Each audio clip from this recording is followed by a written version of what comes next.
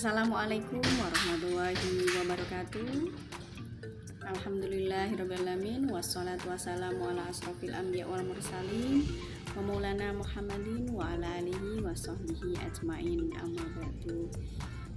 Yang terhormat pimpinan cabang Nasihatul Aisyah Undaan, yang kami hormati pimpinan ranting Nasihatul Aisyah se-Kecamatan Undaan, serta yunda-yunda semua yang berbahagia. Alhamdulillah, puji syukur kehadirat Allah Subhanahu wa taala yang telah memberikan banyak kenikmatan sehingga pada hari ini saya dapat berada di tengah-tengah panjenengan semua. Meskipun jauh di jarak, semoga dekat di hati.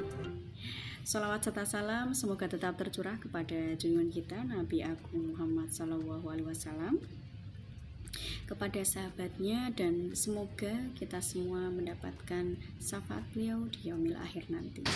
Amin.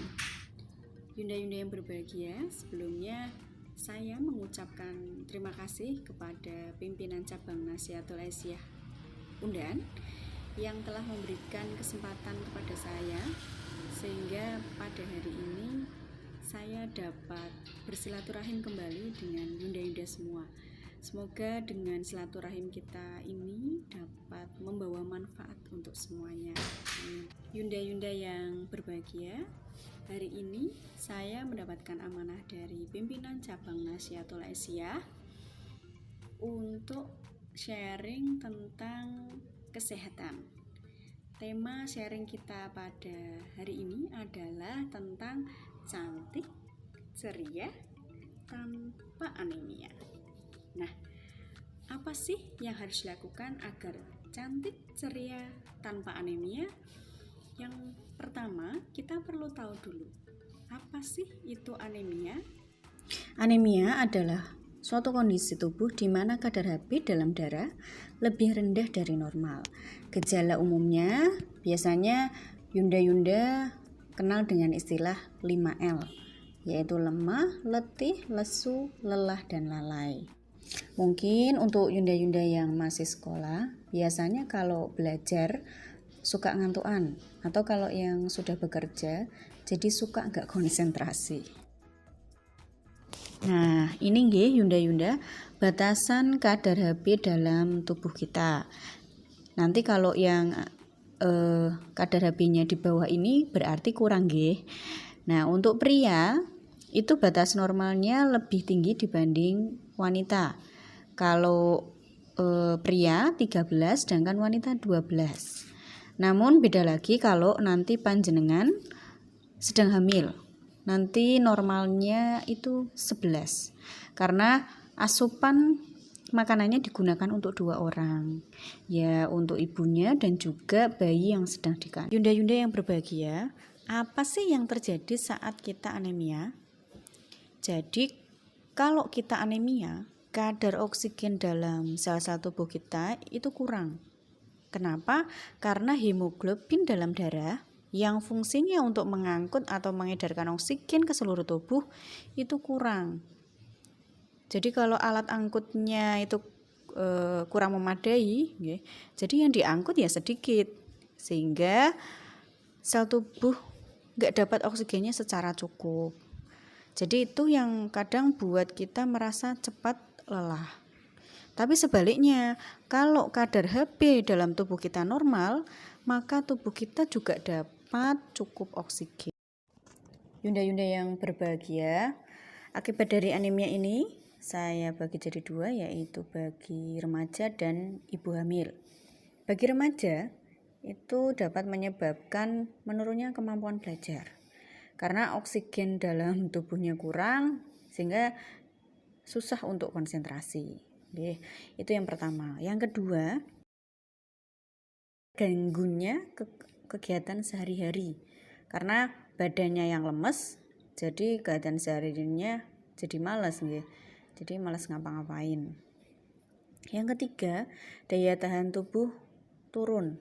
Nah, ini yang perlu diwaspadai karena kita masih di masa pandemi COVID-19.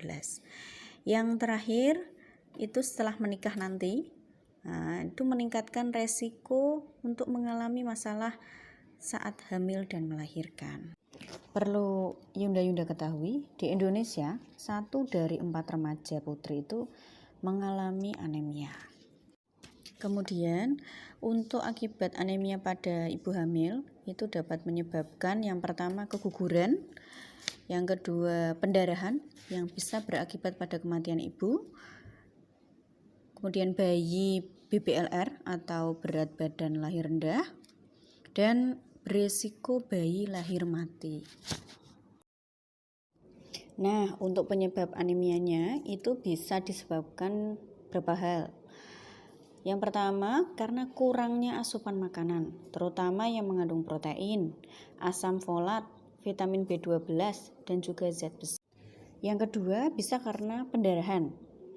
Nah, ini pendarahan yang biasa kita alami, yaitu yang setiap bulan menstruasi. Nah, selain itu juga bisa karena kecacingan dan juga karena penyakit genetik seperti talasemia. Berdasarkan data, di Indonesia itu anemia yang banyak penyebabnya karena kekurangan zat besi.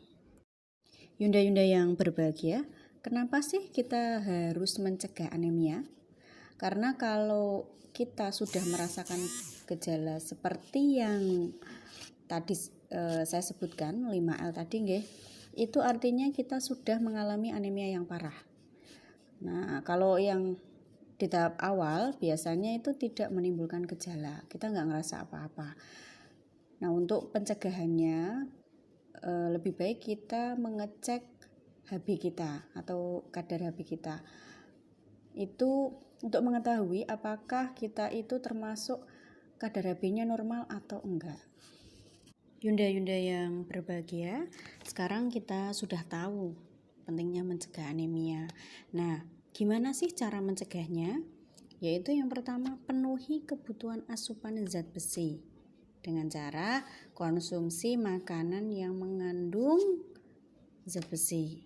Contohnya, kalau dari pangan hewani itu daging, ikan, telur. Kalau yang dari pangan nabati itu seperti bayam, kacang hijau, dan juga dapat ditambah dengan minum tablet tambah darah atau TTD 1 tablet 1 minggu. Dan juga jangan lupa konsumsi buah yang banyak mengandung vitamin C supaya bisa membantu penyerapan zat besi dalam tubuh kita. Yunda, untuk zat besi pada pangan hewani itu lebih tinggi kandungannya dibandingkan pada pangan nabati. Nah, sayangnya banyak yang nggak suka sama pangan hewani. Contohnya kayak daging. Bahkan ada yang sengaja diet makan daging, cuman makan buah sama sayur aja. Terakhir dari saya, ini adalah cara minum tablet tambah darah atau TTD yang benar. Jadi minumnya ini 1 minggu 1 kali. Jadi kalau 1 bulan panjenengan minumnya berarti 4 kali. Kemudian minumnya ini setelah makan, jangan dalam perut kosong. Kemudian nanti minumnya ini dengan air putih atau kalau jenengan punya bisa dengan air jeruk. Dan jangan minum dengan teh, susu atau kopi karena bisa mengurangi penyerapan zat besi. Dan juga kalau misalkan bisa itu ditambah dengan makan makanan buah yang mengandung vitamin C. Nah, itu dapat membantu penyerapan zat besinya juga. Nah, demikian sharing kita pada hari ini.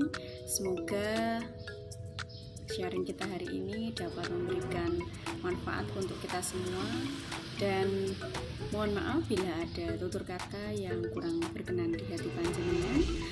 Akhir kata dari saya, billahi taufiq wal hidayah. Wassalamualaikum warahmatullahi wabarakatuh.